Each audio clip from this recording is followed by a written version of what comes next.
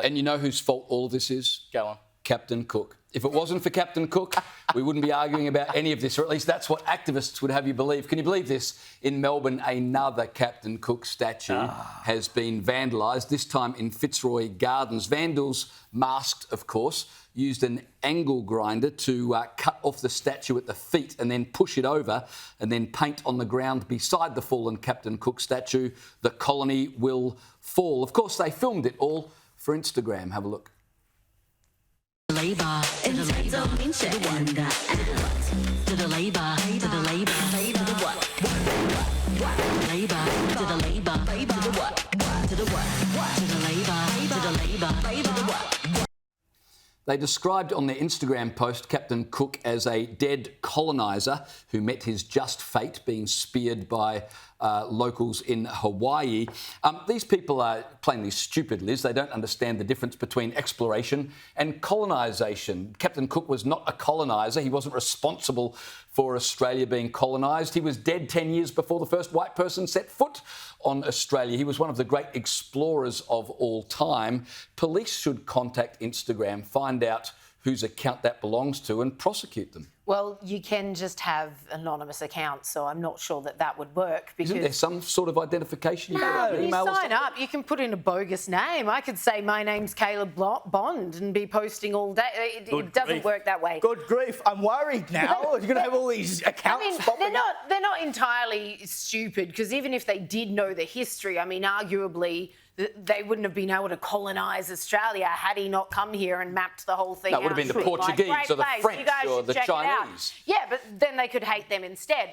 But obviously, the bottom line is it's not got to do with any rich cultural heritage type thing. They've not read any books about it. It is simply angry young youths who have been fed this Marxist trope coming out of school, coming out of university, where the bad guys, they drank the Kool-Aid with the whole white guilt that kids are copying in preschool nowadays here in our country. So naturally, they're made not to be proud of Australia, and they consider themselves the heroes. They genuinely consider themselves the heroes, playing a part in overturning the incredible injustice that has been wrought upon this land and the Aboriginal people. And so can you blame them? They are simply the products of an educational system that our taxpayer dollar funds.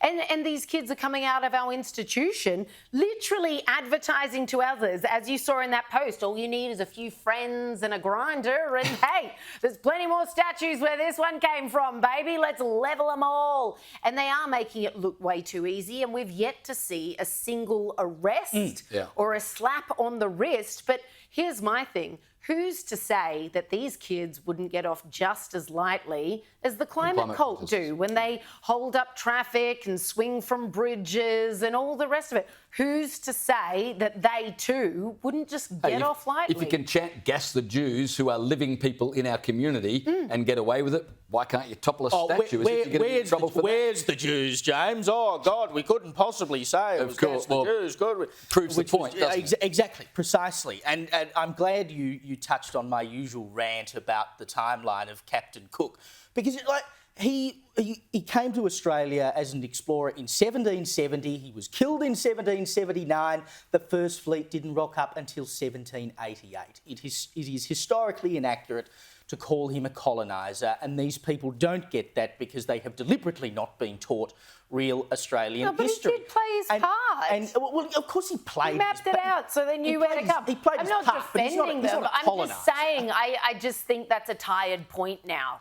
Well, I think your point was. I don't think they care. They don't care. No, they don't. Your earlier point was really well made, that they're not uneducated. They're just being very badly educated by the system that we're paying for. And they warp what they do know. Yeah. But if and when these people are caught, and they should absolutely have the book thrown at them, because it's easy to say, OK, well, they've just attacked a statue. But it's not just the statue they're attacking. It's the culture they're attacking, and it's the country they're attacking. It's so much more than just a piece of metal that they've taken to with an angle grinder. They should be sentenced to a year's education of Australian history which is in so many schools not even taught anymore. The number of high school students who will sign up to Australian history as an elective subject is so small that they don't even run. It shouldn't even be an elective they don't even subject. run Why is course it elective? anymore. It should be compulsory. Very good point. It's not even run anymore. I remember, must have been 6 years ago, writing a story when I was at the Advertiser in SA. I think there were 12 students in year 12 that particular year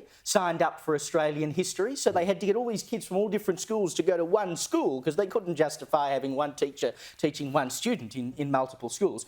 So they should be sentenced to a year of Australian history, and then they should be taken down to where that statue is, chained to the remains of it, and allow us to go and throw tomatoes at them. Because the sad part is... It's the only thing they'll get that will actually be any kind of punishment. That's a great idea. Let them go free. It's a great idea, but none of us can afford tomatoes at the moment, Caleb. And also, even if they do Australian history nowadays, depending on who's teaching it, they're not going to fare any better. They may end up hating the country even more than the kids who didn't elect to do it.